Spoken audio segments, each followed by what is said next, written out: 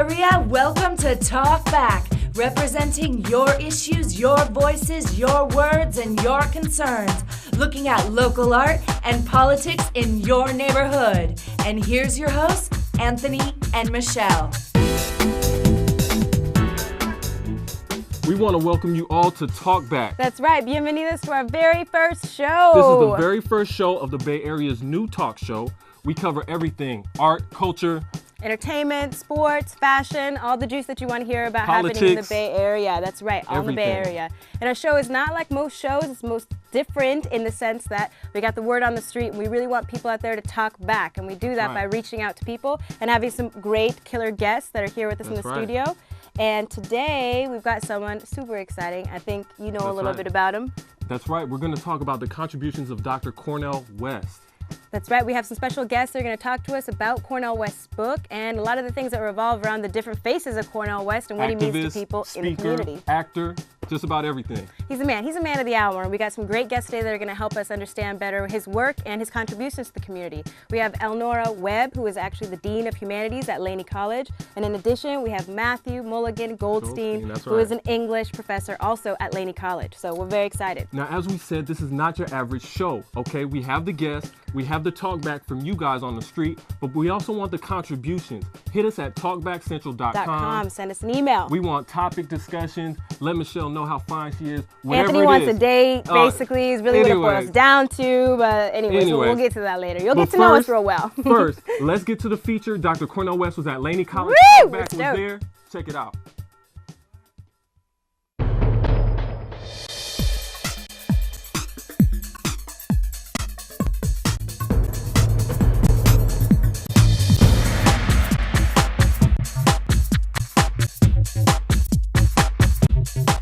Hi, how you doing? I'm Burnett Walton, shooting for PCTV.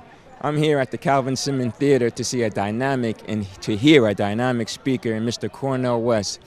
We're going to go inside, listen to his lecture. His new book is called Democracy Matters, and he's going to be speaking on a few things from his book. So without further ado, let's go inside and hear what Mr. Cornel West has to say. We welcome Dr. Cornel West back to Oakland, to the Peralta Community College District, to Laney College, to the Calvin Simmons Memorial Theater, because he reminds us of the best of ourselves. Look in the mirror and ask the question, who am I really? Who am I really? Not what my profession is, what is my vocation? Not what my career is, what is my calling? Might be a janitor, you might be a pharmacist, you may be a truck driver. That's your job. That doesn't exhaust your humanity. Who are you beyond that? What kind of vision and courage do you have? These are frightening questions. But we've got some young folk coming along. That when you say Marcus Garvey and Malcolm X and Fannie Lou Hamer, it's just not some iconic gesture. They feel it in their souls and in their hearts and in their minds. They're willing to move when they speak. And we tell them, don't imitate. All imitation is suicide. You're not going to sound like Sarah Vaughan. You're not going to talk like Martin. You're not going to act like Malcolm. You are your mama's child. Be yourself, but learn from those giants. They become springboards for you, launching pads for you. And we need it so badly. How was Bill Cosby misunderstood in his statements of the African American family? Well, I think anytime you speak a word of correction, especially to younger people who have already been devalued and demeaned, that you have to make sure that the spirit of care and concern and compassion is visible in your language. If not, they will receive it as if you are demeaning them and devaluing them. When I talked to Brother Cosby, I told him, I said, just like my own son or daughter or what have you, when I correct them, I have to make sure I'm doing that out of a spirit of love and compassion so they recognize I'm doing it for their own good. I'm not doing it for the mainstream to then have another opportunity to trash young people again. So Cosby, I think, he needs to make that much more explicit. I told him, I said, before you even say it, you just say, look, I'm saying this to y'all because I'm concerned about you. I love you all so much that I want you to be corrected. So don't wear those kind of pants. Use this kind of language. Do your homework. Be disciplined. Well, see, that's all right, because they know it's coming out of love, see? But if you just jump in and say that, and folk on the other side of town been saying that with no love, then you associated with the no love crowd. This is where you got to separate yourself from those folk. He said a lot of us are looking for leaders. We're looking for somebody to step up for us and speak and change things when we need to start looking in the mirror and start to change it ourselves. Today I was feeling kind of tired, and from his talk, I felt more inspired to go back and continue working whatever I was working on. And that for me was really moving. Not so much what the subject matter was, but so I got the energy to continue doing what I was doing. And that's one of the worst things that we've done to the younger generation, is to tell them we want you to be successful. Oh, we never should have told them. We shouldn't have told them that. Why? Because it's so easy to confuse the means and the end. We want you to be successful in order to be great. We don't want you to become intoxicated with the felicities of bourgeois existence. We don't want you to become drunk with the wine of the world. We are glad when you break through the various lines, the walls of demarcation, and become the first Negro X and the first Negro Y or the second Negro Z. We're proud of you. But we're also concerned with whether you are using your success for greatness, something bigger than you.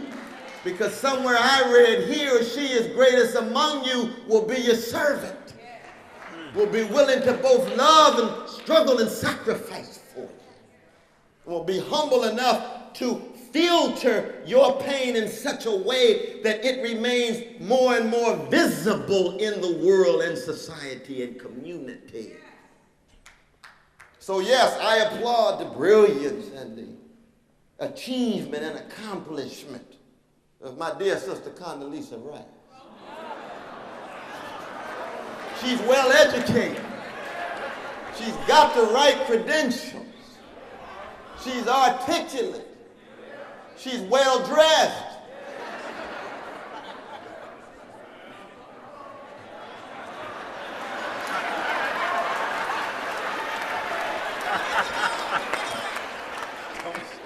And I will not allow others to put her down on racist grounds, because I hate white supremacy in any form. But my question to my dear sister is, what are you using your success for?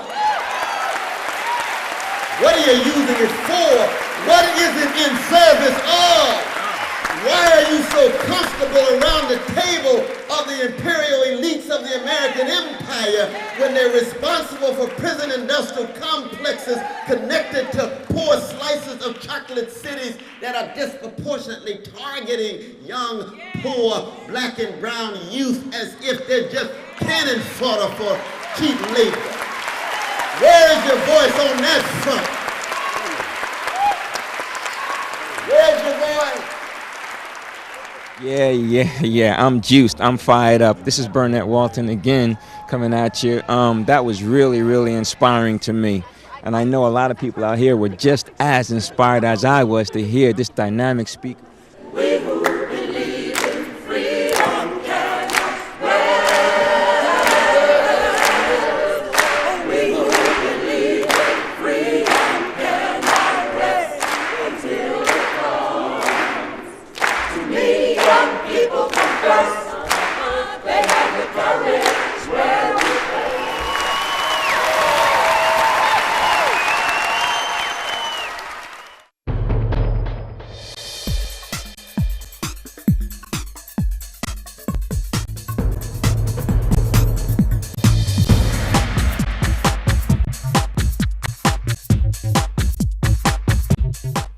want to welcome you back to Talk Back. You just saw a feature on Dr. Cornel West when he was speaking at Laney.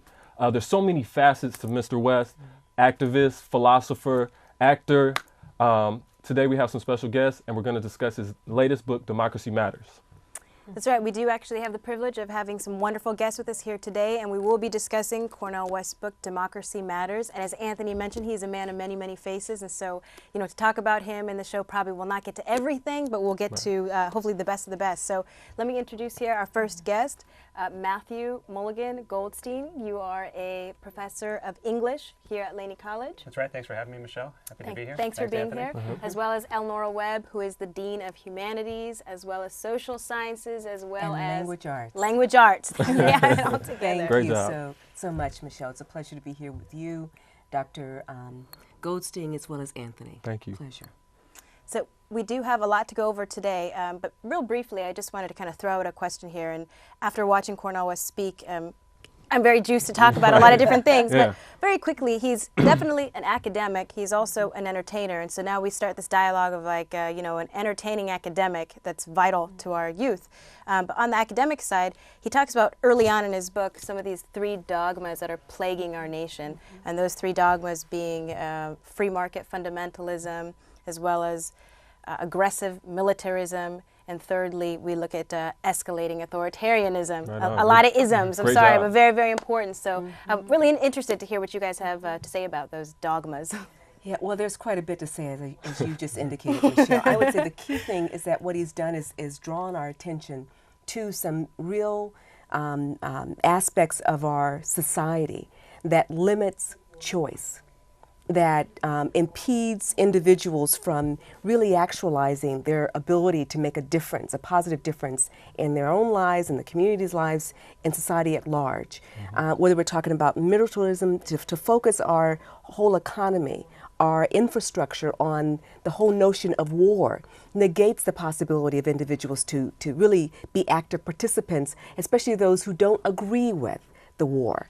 Taking case Iraq. Millions of people across this country's voices were just drowned out, and yet they were in the street protesting the notion of going forward with war.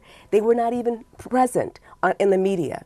And so we can do that with each one of those areas. What he's done is drawn to our attention, or brought to our attention, a need to critically assess these essential matters that undermine our ability to function in healthy ways, to exercise choice as a civil society. Yeah, what do you think? I would add that criticism is central to Dr. West's academic mission.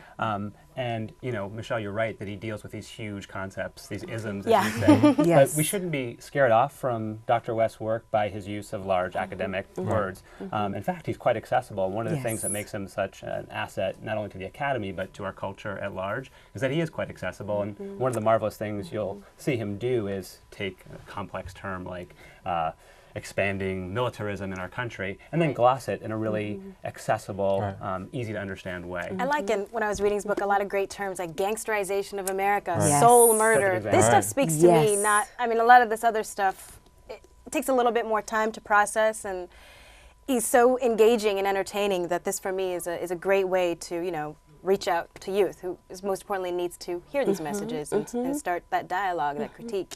Now, later on in the book, he discusses the necessary engagement of youth culture. And with that, he's also involved in hip-hop, has done 2 albums. Tell me a little bit about that, about his methods of reaching youth through things that are not necessarily quote-unquote academic. Non-traditional. Yeah, I think this speaks to what Matthew just indicated. The whole point is to ensure that what he provides is accessible to everyone. Not only to those who are in academia, not only to adults who have perhaps an interesting, you know, range of vocabulary, but also to individuals who are not considered part of the mainstream. And we easily kind of demonize or negate or minimize anything that youth bring to us. I don't care if it was 20 years ago when the youth were bringing, you know, bringing to the society whatever it was in music. You know, at some point we thought that. What was it? Give me some examples. During the '60s, what was it? The free free love. And so we had this rock, and 10 years later, what was it?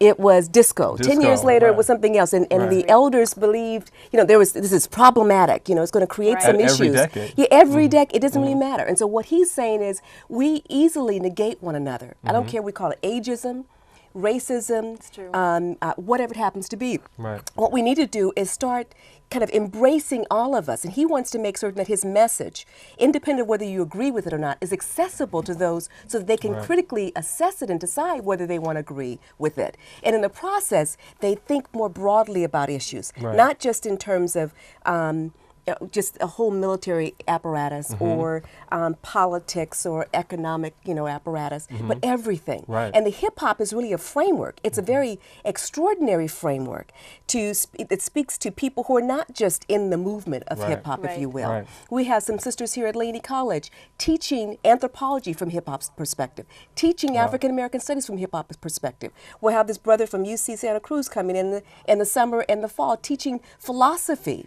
and history from a hip-hop perspective. Okay.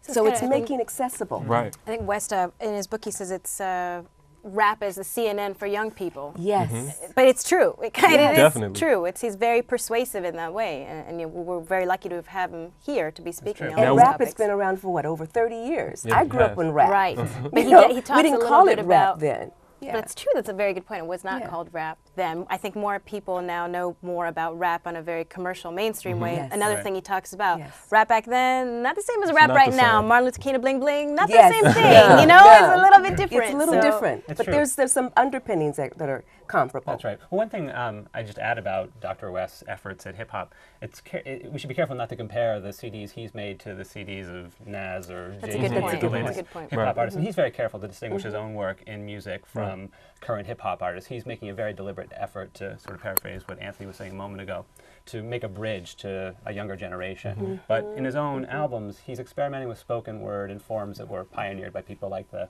Last Poets. And he's very conscious of the hip-hop aesthetic and the hip-hop culture, but by no means is he trying to represent himself, we might say, As a rap artist, as a right. rap artist. Right. Now No. tell me, through No. these unconventional ways of touching the youth and reaching the youth, there's been quite a bit of controversy with, Harvard. And, Yeah, I mean, does that make him, an unauthentic academic, or does that make him? I mean, for me, being part of the youth community, I'm like, woo, you are different. You well, stick he out. speaks to us without alienating us. Yes. He speaks to us intelligently Yes. without alienating us Yes. as being young. And that's the point. That's the point. Whether it's with hip hop, whether it's going to prison, which he spent most of his life in academia, spending time in prisons, talking to the brothers primarily, the brothers and sisters about, what's going on, and aiding them in understanding that they could make that transition too, from whatever they understood in terms of their context, to understand this other context, to broaden, to deepen their understanding. And that's what it's really all about, whether it's focusing on hip hop and bringing that in, whether it's using the traditional academic models and bringing that in, whether it is, a multidisciplinary approach in using that, or whether it's some other method. His intent is really to encourage us to engage in a critical assessment of our lives, however we go about doing that. That's the bottom line. That's nicely said. I think you're right. Matthew's like, and Yes. I was going to say that you raised a good point. He was at the center of an academic controversy a couple of years ago. At Harvard. At Harvard, he has he held one of the few full chairs there at Harvard, and the president, who's yeah, not too smart. Right. Yeah, and he actually sort of called Dr. West on the carpet and said, look, Yes. you're holding one of the most important positions at this fine institution, and here you are making hip-hop records, you're showing up in The Matrix 3, you're not publishing in the academic sector.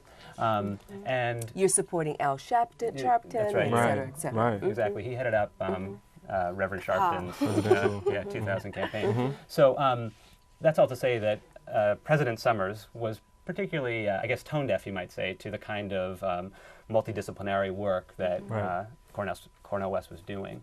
And the unfortunate thing is that he did not take the step that I think that the average academic does, which is to go and check his sources, check to determine whether the information he had on Dr. West was in fact accurate. So he That made alone is pretty assumptions. surprising. Yeah, Someone at well, that if you've got a different level not agenda, to- if you really don't care about the person, if I didn't care about Dr. Goldstein, I'd make assumptions and I would go with it. Right. I hate to cut you guys off. We can be here all day to discuss this. But right now, we want you to check out Charity Twos. She's talking to you guys, and you're talking back about Dr. Cornel West. Check this out.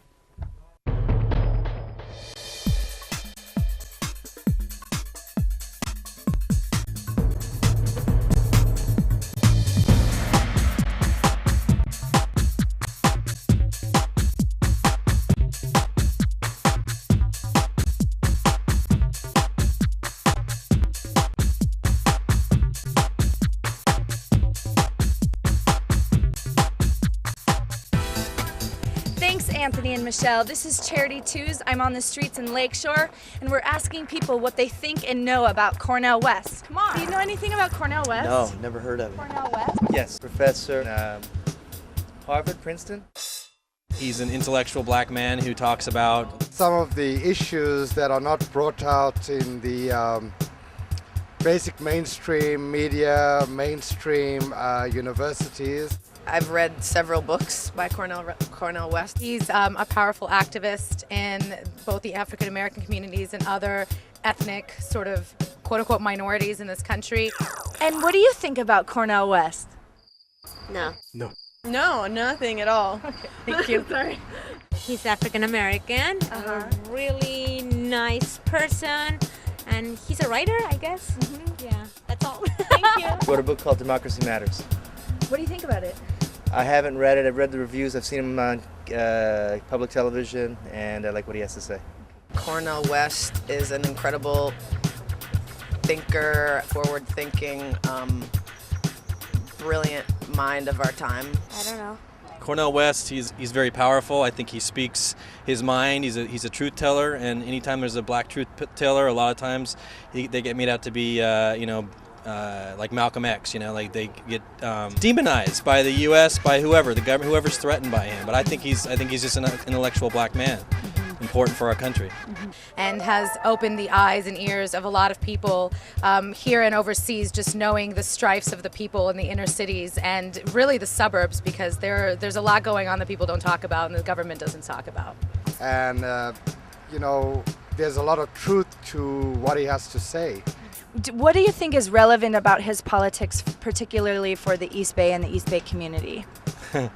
Well, he's very East Bay. He's like a black Noam Chomsky in a way. I mean, he basically, I believe, opposed the Iraq War.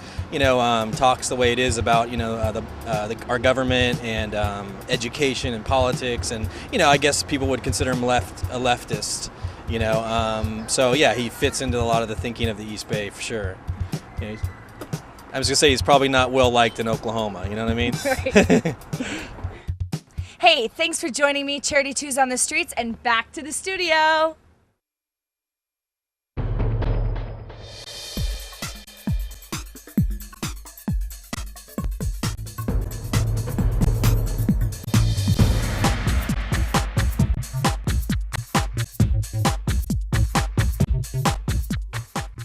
Thank you, Charity. Charity's out there doing her Yes, thing. I was so bouncing from all the ways that she gets me pumped from the last segment. I swear, she goes out there, she's like, taka, taka, taka, taka, taka, taka. I'm like, She was out there talking to you guys, and you guys were talking back. Some of you knew some of you didn't know much, but hey. I decided just to whip out this bad boy right now because I think that a lot of people want to know more about Cornel West. A lot of people did know a lot, some people didn't. If you didn't and you want to know a little bit more, go to talkbackcentral.com and we'll hook you up with the right people, Hey, right? just hit How the do you link. have that? Just hit the link. That's right. But I mean, today, come on, better way to start the show No than better talking way. about Cornel West. We had beautiful guests. They had a lot of information for us. Well, right, beautiful in the sense that they were able to talk to us in a very real way that kind of relates to us here, youth, locally. And I mean, Cornel West grew up around here. He's from Sacramento. So That's right. It's nice to know that there's someone else just like me and you being That's a right. superstar out there and educating and reaching out to youth. But it's going to be like that every single week. Yeah, this is just the tip of the iceberg. I mean, this is just a little bit of what's to come. And if you go to the website, talkbackcentral.com, you got it all laid out there for you. So We're going to you know. hit everything from East Bay fashion, Latino art, politics. A little bit of Latina this, a little bit of Latino that. Hey, everything. So make sure you make it back to Talk Back. Don't miss out, you guys. You guys are Talk Back, so your voices become our voices, become an awesome show. So come back. We will miss you in the meantime. See you next week. Peace.